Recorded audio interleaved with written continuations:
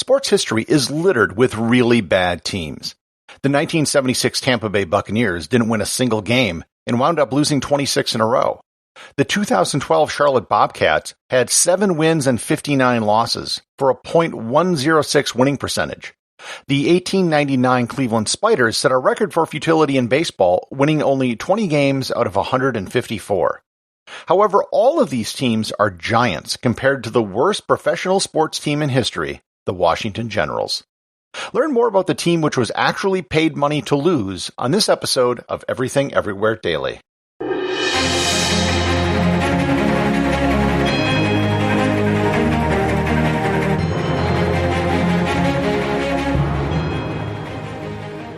This episode is brought to you by the Travel Photography Academy.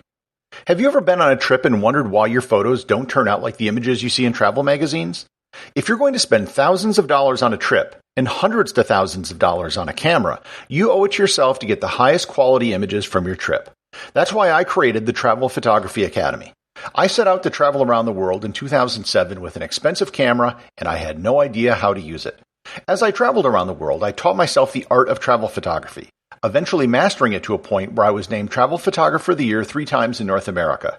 The Travel Photography Academy is an online course that teaches you everything you need to know to master your camera and to take better photos on your next trip.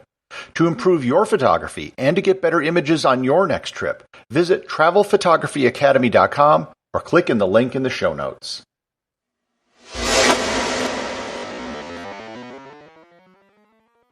The Washington Generals are the basketball equivalent of the Coyote to the Harlem Globetrotters Roadrunner.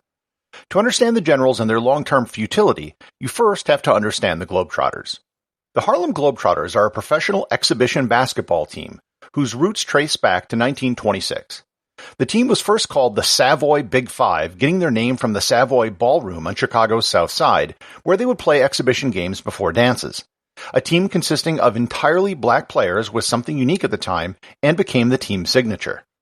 In 1928, the team split in a dispute over money, and a contingent led by Tommy Brookins formed a team called the Globe Trotters, 2 words. It was at this point in time the team met up with a man who would shape their future for years to come, Abe Saperstein. He became the manager and promoter for the team, and also changed the team name to the Harlem Globetrotters. It should be noted that the team wasn't from Harlem. They used the word Harlem because it was the center of African American culture at the time with the Harlem Renaissance.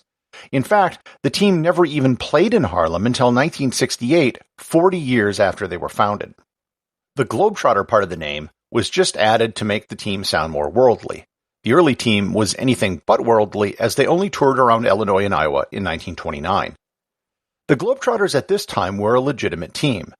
While they were a touring exhibition team, their games were all real. In fact, in 1940, they won the World Professional Basketball Tournament, which was considered the World Championship before the establishment of the NBA.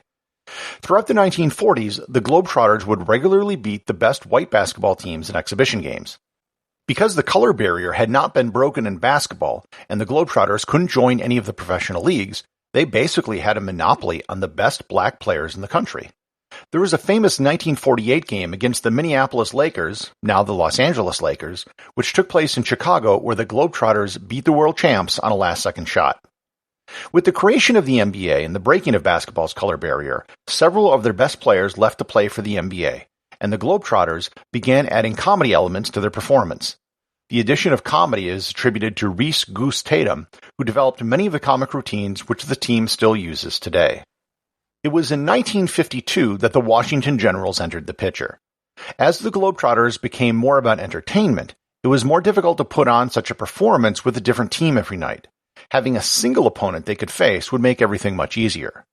Abe Saperstein asked his friend and professional basketball player Red Klotz to put together a team that could play the Globetrotters on a regular basis.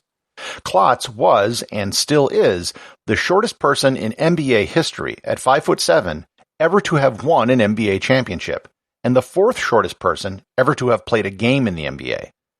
The team was named in honor of the new U.S. President, General Dwight Eisenhower, who was the Supreme Allied Commander during World War II. However, they weren't necessarily expected to win.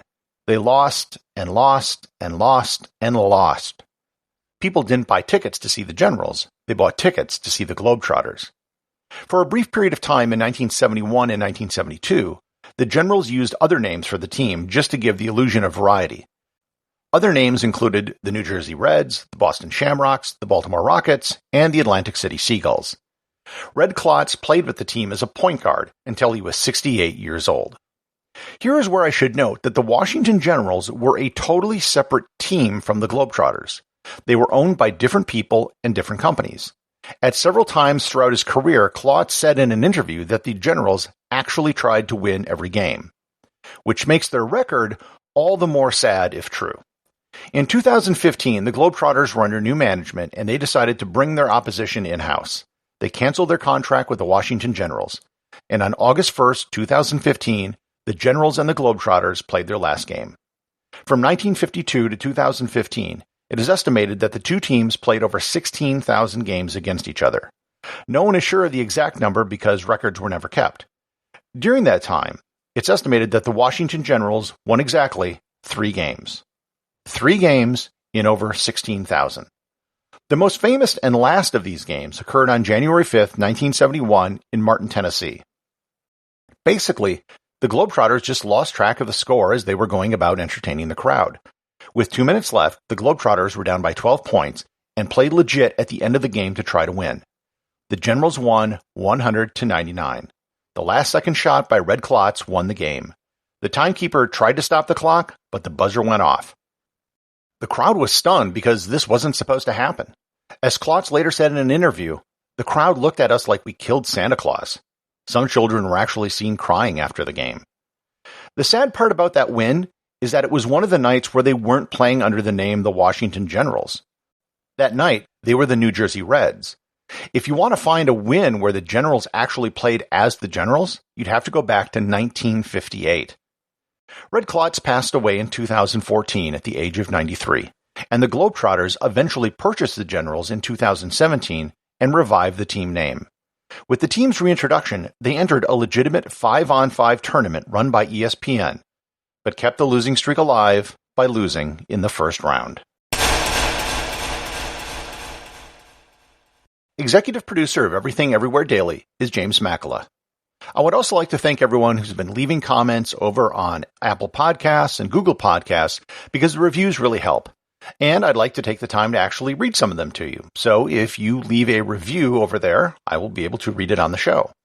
Yahoo 15 left a review. This podcast is short, 9 to 12 minutes and daily. While I love listening to it, I would suggest that the host might want to make it a weekday podcast.